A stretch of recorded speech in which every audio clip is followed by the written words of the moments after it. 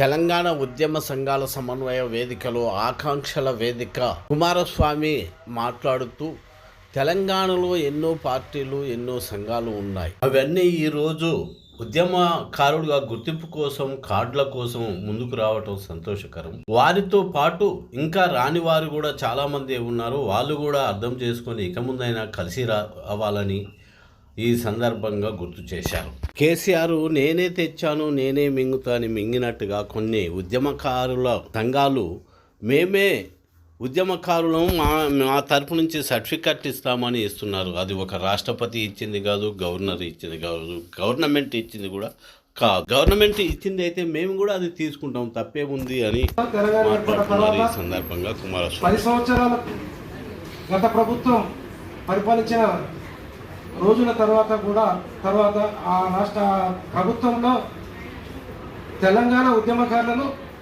తెలంగాణ అమరవీరులను కూడా గౌరవించని పరిస్థితి.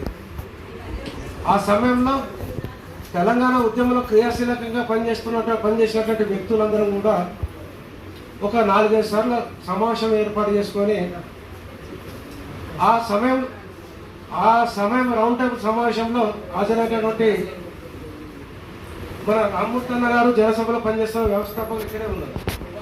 అదేవిధంగా లెఫ్ట్ పార్టీలు న్యూ డెమోక్రసీ, అదేవిధంగా మాస్ లైన్, అదేవిధంగా అరుణోదయ లెఫ్ట్ సంఘాలన్నీ కూడా కలిసి ఒక 4-5 సార్లు కలిసిన తర్వాత ఈ సమాజంలో ఒక్కొక్క వైపు కొట్టుకుపోతున్నారు. తెలంగాణ ఉద్యమంలో క్రియాశీలకంగా పనిచేసినటువంటి ఉద్యమకారులు గుర్తించని పరిస్థితి ఉంది. కాబట్టి దీనికి ఒక ఉద్యమ స్వరూపం తీసుకురావాలనే ఉద్దేశంతో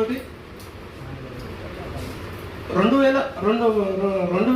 సంవత్సరాల కిందట 2.5 సంవత్సరాల కిందట గతంలో జేఏసీలుగా పనిచేసినటువంటి సంఘాలన్నీ కూడా కలిసి అన్ని లెఫ్ట్ పార్టీలు, రైట్ పార్టీలకు ప్రాధాన్యం ఇవ్వలేదు. అక్కడ ఏ పార్టీ కూడా ఓన్లీ పార్టీలకు ఒక లక్ష్యం ఉంటుంది, ప్రజా సంఘాలకు ఒక లక్ష్యం ఉంటుంది అనే ఆలోచనతో తెలంగాణ ఉద్యమకారుల ఆకాంక్షల వేదిక అనేది ప్రజా సంఘాల ఆధ్వర్యంలో ఏర్పడినటువంటి సంస్థ. అది ఆ సంస్థలో ఓన్లీ ఉద్యమకారులకు సంబంధించినటువంటి అంశాలు, ఉద్యమకారులకు సంబంధించినటువంటి సంక్షేమం, తెలంగాణలో వివిధ వర్గాలు వివిధ పద్ధతుల్లో పోరాటం చేస్తున్నటువంటి వ్యక్తులందరూ కూడా తమ వర్గాలకు న్యాయం చేయాలని ఉద్యోగ వర్గాలు అయితేనేమి, ఆర్టీసీ వర్గాలు అయితేనేమి, అదేవిధంగా రైల్వే వర్గాలు అయితేనేమి, లేకుంటే కుల సంఘాలు అయితేనేమి, తెలంగాణ పోరాట సంఘాలు అయితేనేమి,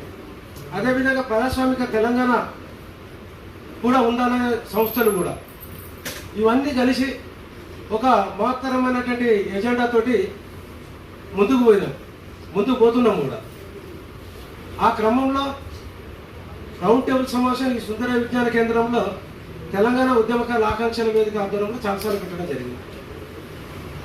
2024 ఫిబ్రవరి 18వ తారీఖున వరంగల్ వేదికగా ఉద్యమకారుల ఆకాంక్షల వేదిక ఆధ్వర్యంలో ఒక మాత్రమైనటువంటి సదస్సు నిర్వహించి ఆ సదస్సుకు ప్రభుత్వం తరఫున మంత్రి సీతక్క గారిని, అదేవిధంగా పొన్నం ప్రభాకర్ గారిని, అదేవిధంగా అక్కడ ఉన్నటువంటి లోకల్ ఎమ్మెల్యే గారిని, అదేవిధంగా పాషం యాదగిరి గారిని, కోదండరావు గారిని, విఠల్ గారిని, పృథ్వీరాజు గారిని, వీళ్ళందరినీ కూడా ఆహ్వానించి మాత్రమైనటువంటి సదస్సు నిర్వహించి ఈ ప్రభుత్వానికి ఒక మెమోరాండం ఇవ్వడం జరిగింది 13 అంశాలతోటి.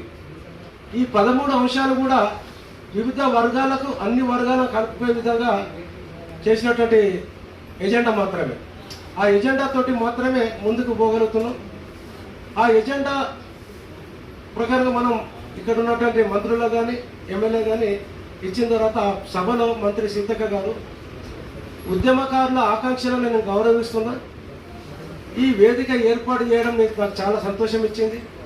ఒక ప్రగతిశీల భావాలు ఉన్నటువంటి వ్యక్తులందరము చాలా సంవత్సరాల తర్వాత కలుసుకున్న తర్వాత మీతో ముచ్చటి ఉంచడం జరిగింది. మీ న్యాయమైనటువంటి కోరికలు, ఈ కోరికలన్నీ కూడా రేవంత్ రెడ్డి గారికి చెప్పి సాల్వ్ చేయడానికి మేము ప్రయత్నం చేస్తామని మాట ఇవ్వడం జరిగింది.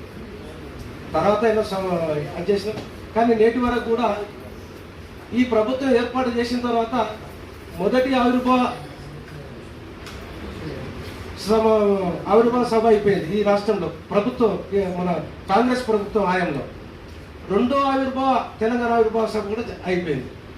ఇందులో ఉద్యమకారులను గుర్తిస్తున్నటువంటి కాంగ్రెస్ ప్రభుత్వం తమ మేనిఫెస్టో పెట్టినటువంటి అంశాన్ని పరిగణలోకి తీసుకోకుండా ఈ ఉద్యమకారులందరూ కూడా వివిధ రకాల్లో ఏకంగా లేరు అనే సమస్య కూడా తోడు కావచ్చు. ఆ ప్రయత్నంలో ఈ ప్రభుత్వము మొన్నటి ఆవిర్భావ సభతోటి ఈ ప్రభుత్వం కూడా ఏం చేయలేదు మేము అని చెప్పేసి ఒక నిరాశకు ఉద్యమకారులందరూ కూడా ఒక నిర్ణయానికి రావడం జరిగింది. అందులో భాగంగా గత కొంతకాలంగా ఈ ఉద్యమ సంఘాలన్నీ కూడా ఏకం కావాలని లక్ష్యంతో, అంటే ఒక ఉద్యమకారుల ఆకాంక్షల వేదిక క్రియేట్ కోసం కాదు, అదేవిధంగా జాయింట్ యాక్షన్ కమిటీ క్రియేట్ కూడా కాదు, ఇది ఉద్యమకారుల సంఘాలు ఒక తాటి మీదకి వచ్చి ఈ ప్రభుత్వానికి ఒక అల్టిమేట్ ఇచ్చే రకంగా ఉండాలని కోరుతూ గత 3-4 నెలల నుండి కూడా ఇక్కడ ఉన్నటువంటి మనకు సహకరిస్తున్నటువంటి కార్మిక రంగాలు, జేఏసీ బాధ్యులు, అదేవిధంగా తెలంగాణ ఉద్యమకారుల జాయింట్ యాక్షన్ కమిటీ, తెలంగాణ ఉద్యమకారుల ఆకాంక్షల వేదిక కమిటీ, అదేవిధంగా తెలంగాణ ఉద్యమకారుల వేదిక వాళ్ళ యొక్క అభిప్రాయాలు కూడా తీసుకుంటూ ఈ తెలంగాణ ఉద్యమ ఆకాంక్ష నెరవేర్చడం కోసం మనం విడివిడిగా ఉంటే ఈ సమస్యలు పరిష్కారం కావు, ఒక వేదిక మీదకి వస్తాం, అది ఏ విధంగా అనేది మనం నిర్ణయించుకుందామన్న భావనతోటి గత ఒక 3 నెలల ప్రయత్నంలో ఇక్కడ ప్రధానంగా పనిచేస్తున్నటువంటి 3 సంఘాలు, జాయింట్ యాక్షన్ కమిటీ కావచ్చు, ఆకాంక్షల వేదిక కావచ్చు, ఇంకొక సంఘం కావచ్చు, ఈ చిన్న చిన్న సంఘాలు కూడా కలిసి మాట్లాడుతున్న క్రమంలో ఒక వ్యక్తి, నేను మీతో కలవలేను, నేను నా ఉద్యోగ ధర్మం కోసమే నేను చేసుకుంటున్నా, నా ఉద్యోగుల అవకాశం కోసమే నేను ఏర్పాటు చేసుకున్నా, ఉద్యమ ఆకాంక్షలు అనేది తర్వాత భాగం, ఫస్ట్ మాత్రం నా ఉద్యోగం నేను కాపాడుకోవాలి, నేను ఎక్కువ పోరాటం చేస్తే నన్ను నిజామాబాద్ ఆదిలాబాద్ చేస్తారు, కాబట్టి నా ఎంప్లాయీస్కి నేను చేసుకోవాలని చెప్పేసి మాట్లాడాడు. అది కూడా హైదరాబాద్ వేదికగా ఒక 2 జర్నలిస్టు వాళ్ళ మీడియేటర్లతో మాట్లాడడం జరిగింది. అదేవిధంగా ఇక్కడ ఉద్యమ సంఘాలు ఉద్యమం కోసం పనిచేయాలి తప్ప ఈ ఉద్యమ సంఘాలు సన్మానాల పేరు మీద, సత్కారాల పేరు మీద, అదేవిధంగా వాళ్ళకు ఒక సర్టిఫికేట్ ఇచ్చే క్రమంలో ఆ సర్టిఫికేట్ ఏమో రాష్ట్రపతి ఇచ్చినటువంటి సర్టిఫికేట్ కాదు, వ్యక్తిగతంగా బంగారు పూత కావచ్చు, లేకపోతే వెండి పూత కావచ్చు, కానీ అది రాష్ట్రపతి ఇచ్చినటువంటి పథకాలు కావు.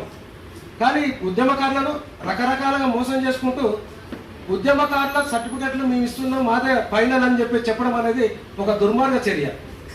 యాప్లు పెడతారు అందరూ, యాప్లో చేయనంత మాత్రం ఉద్యమకారుడా అవునా కాదా అని తెలుసుకోవాలి.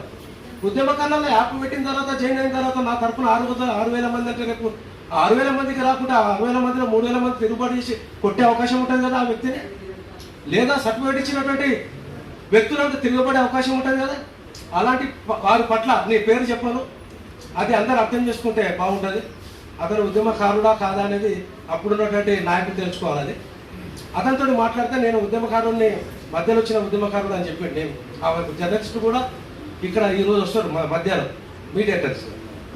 మనం అనుకున్నప్పుడు సంఘాలన్నీ ఏకీకృతం కావాలనుకున్నప్పుడు అందరికీ కూడా సమావేశాన్ని అందిస్తే తెలిపితే అందరూ కూడా వచ్చి ఈ చంద్రకుమార్ సార్ ఆధ్వర్యంలో మేము అందరం పనిచేస్తాం, మాకు ఇవ్వలు లేవు, మాకు పార్టీలో అది లేదు, రేపు ఎమ్మెల్యే కావాలన్నా లేదు, మేము 96, 84 నుండి మేము ఉద్యమాలలో పనిచేస్తున్న వాళ్ళు, మాకు లక్ష్యం అంటూ ఉద్యమకారులు ఆకాంక్షల వరకే మాకు అది.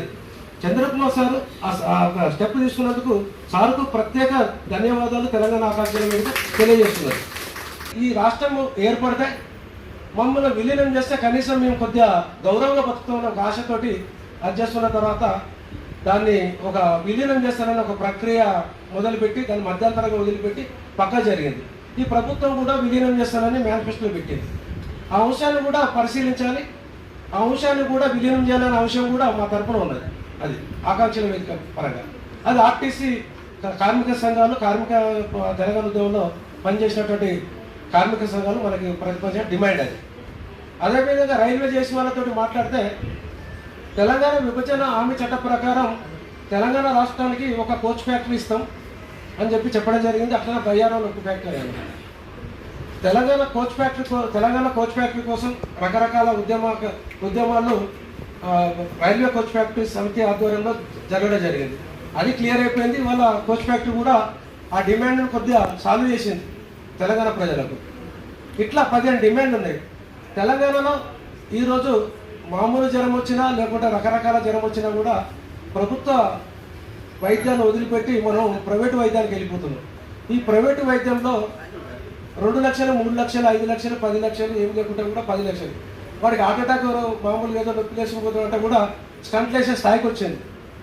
వాటిని ఈ ప్రభుత్వంలో ఉన్నటువంటి ఆసుపత్రులను ఆధునీకరించి విద్యా వ్యవస్థను కూడా ఆధునీకరించి దీనికి పేద మధ్యతరగతి వాళ్ళకి అందుబాటులో ఉండాలనే డిమాండ్, వారికి ఒక న్యాయంగా చేయాలనే డిమాండ్లతో 15 డిమాండ్లు మనం ఇవ్వడం జరిగింది. కాబట్టి ఈ అంశాలన్నీ కూడా తెలంగాణ ఉద్యమకారుల ఆకాంక్షల వేదిక తరపున ఉన్నాయి. ఆ కరపత్రాలు మేము మాత్రం తీసుకురాలేదు. నేను గ్రూపులలో పెడితే చాలామందికి తెలుసుండొచ్చాడు. అవి కూడా ఇలా కొన్ని దృఢీకరించాల్సిన అవసరం ఉన్నది. అవన్నీ చేసి అందరం ఉమ్మడిగా ప్రయత్నం చేద్దాం. మేము మా వంతుగా మేము జేఎన్టీ యాక్షన్ కమిటీ అనకుండా ఉద్యమకార సమన్వయ కమిటీ అనేది చెప్పుకుంటాం.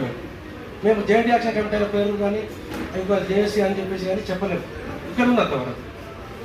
రెండవది ఏంటంటే ఈ సమావేశానికి కోరికను మన్నించి వచ్చినటువంటి అంబురాతోడన్నకు, అదేవిధంగా మన ఈ సమావేశం సోమరామూర్తి అన్న జనసభ అతను దాదాపు 15 కేసులు ఉన్నాయి. ఆ అన్న కూడా ప్రత్యేక వందనాలు. అట్లాగే అరుణోదయ నుండి వచ్చినటువంటి మన బుల్లెట్ వెంకన్న గారికి, మాస్ లైన్ నుండి వచ్చినటువంటి మన సదానందం గారికి, పేరు పైన అన్వర్ ఖాన్ సాబ్ నిన్న ఒక అర్ధగంట మాట్లాడడం జరిగింది ఈ అంశాల మీద. నేను వస్తానని చెప్పడం జరిగింది అన్వర్ పటేల్. ఎస్, ఇప్పుడు గోవర్ధన్ వీళ్ళంతా సిపిఐఎంఎల్, డెమోక్రసీ, మాస్ లైన్ ఇవన్నీ కూడా మేము అంతా లెఫ్ట్ ఆర్గనైజేషన్స్ తోటి పనిచేస్తున్నాం. అందరం కూడా మాకు రాజకీయ ప్రత్యేకత ఏం లేవు, రాజకీయ పరంగా కూడా మేము పోము.